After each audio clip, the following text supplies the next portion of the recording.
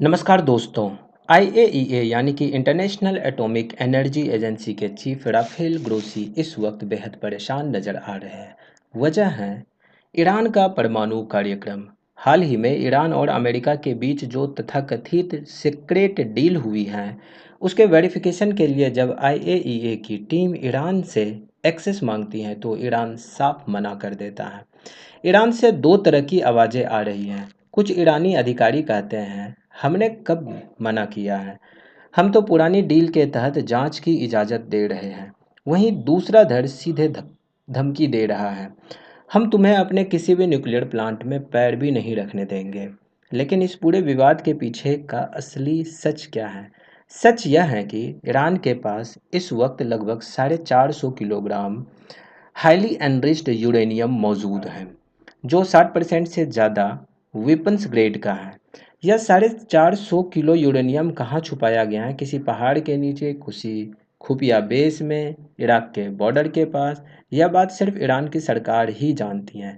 इस यूरेनियम को बम में बदलने के लिए अब ज़्यादा वक्त नहीं चाहिए। आज हम इसी गहरे होते परमाणु संकट और दुनिया, खासकर भारत पर इसके होने वाले दूरगामी असर का पूरा विश्लेषण करेंगे। कई लोग, खासकर हमारे देश के लिबरल और सीधे साधे लोग, यह सोचते हैं कि ईरान ने वादा किया है कि वह न्यूक्लियर बम नहीं बनाएगा।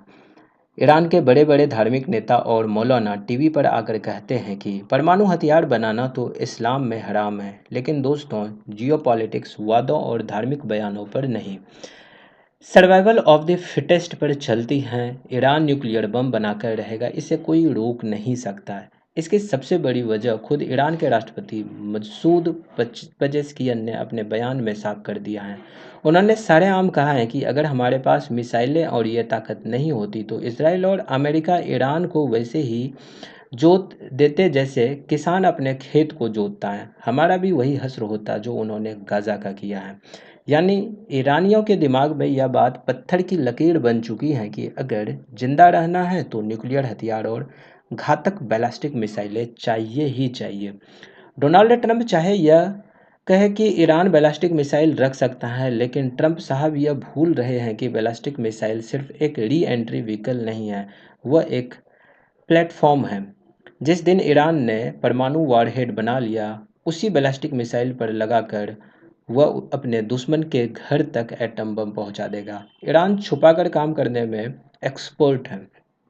लाखों सैटेलाइट्स होने के बावजूद अगर कोई देश अपने बेस के 15 किलोमीटर के दायरे को पूरी तरह नो मोबाइल जोन बना दे तो दुनिया की कोई भी एजेंसी नहीं जान सकती कि उस पहाड़ के नीचे क्या पक रहा है।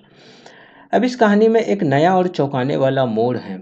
अमेरिका और इसराइल का तो समझ में आता है कि ईरान उनका जानी दुश्मन है, लेकिन ऑस्ट्रेलिया का ईरान से क्या बिगड़ा था?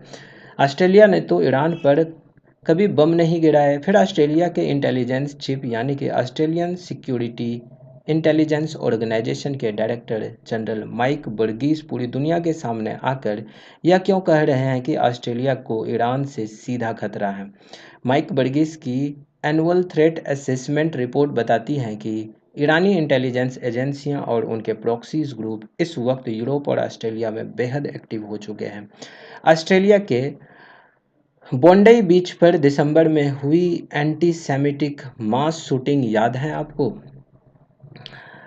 जिसमें 15 लोग मारे गए थे। उसके बाद 2024 में एक बोंडई रेस्टोरेंट पर फायर बॉम्बिंग की गई थी। ऑस्ट्रेलियाई जांच में पता चला है कि इस पूरे नेटवर्क का मास्टरमाइंड एक ईरानी मूल का ऑस्ट्रेलियाई नागरिक है, जो असल में ईरान की आईआरजीसी का एक सीनियर एजेंट है। ईरान इराकी मिलिशिया और स्थानीय गुर्गों को पैसे देकर ऑस्ट्रेलिया की धरती पर एसेसिनेशंस, आगजनी और तोड़फोड़ की साजिश रच रहा है। एएसआईओ के मुताबिक उन्होंने 2014 में अब तक अपनी धरती पर 31 बड़े आतंकी हमलों को नाकाम किया है। यह इस बात का सबूत है कि कट्टरपंथी विचारधारा को पैसों या डिप्लोमेसी से नहीं रोका जा सकता है। अब बात करते हैं हमारे पड़ोसी मुल्क पाकिस्तान की। पाकिस्तानियों का तो अलग ही लेवल का मज़ा चल रहा है। जब इसराइल और अमेरिका ने मिलकर ईरान पर हमले किए तो पूरे मुस्लिम जगत में अमेरिका की थू थू हुई।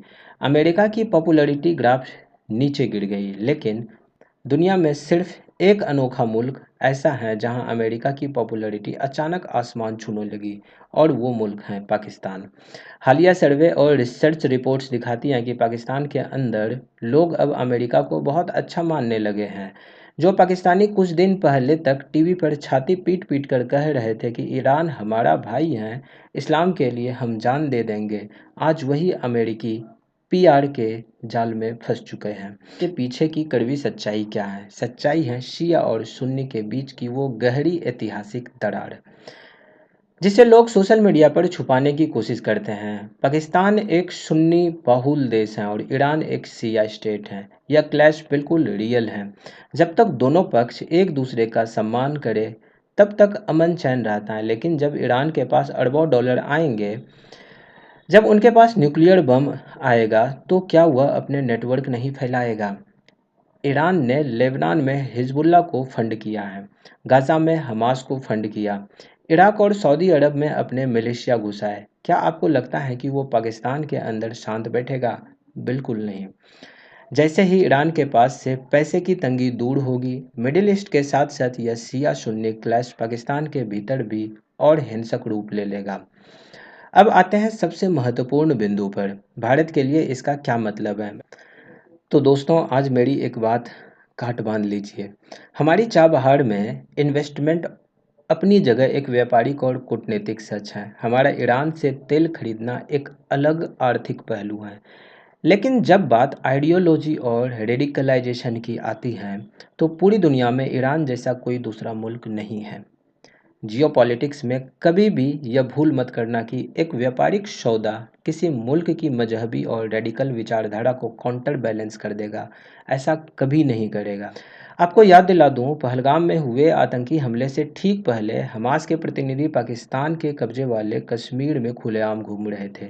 वे वहां लश्कर ए तैयबा, जैसे मोहम्मद और पाकिस्तानी सेना के अधिकारियों के साथ बैठ के कह रहे थे। मीडिया ने इसे बाकायदा कवर भी किया था। हमास को फंडिंग और हथियार कहाँ से मिलते हैं? तो ईरान से मिलते हैं। मैं पूरी जिम्मेदारी के साथ ये कह रहा हूँ कि भगवान ना करे, लेकिन जिस दिन ईरान पूरी तरह से एक न्यूक्लियर स्टेट बन गया और उनके पास परमाणु ब्लैकमेलिंग की ताकत आ गई, उस दिन ईरान कश्मीर के मामले में चुप नहीं बैठेगा। वह अपनी कट्टरपंथी विचारधारा के तहत कश्मीर के सुलगते मामले में तेल छिड़क कर आग लगाने की पूरी कोशिश करेगा। हमारी कूटनीतिक संबंध अपनी जगह बहुत अच्छे हैं। चाबहार पोर्ट बहुत बेहतरीन है, तेल का व्यापार भी बहुत अच्छा है। लेकिन हमें अपनी सुरक्षा और खुफिया तंत्र को इस आने वाले बड़े खतरे के लिए आज से ही तैयार करना होगा। विचारधारा पैसों से नहीं बदलती हैं, और परमाणु ताकत से लैस एक रेडिकल देश पूरी दुनिया, खासकर भारत की आंतरिक सुरक्षा के लिए एक परमानेंट सिर दर्द बन सकता है।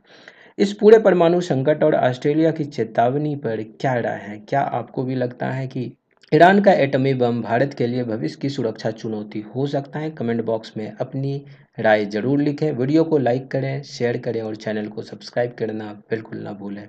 जय हिंद दोस्तों।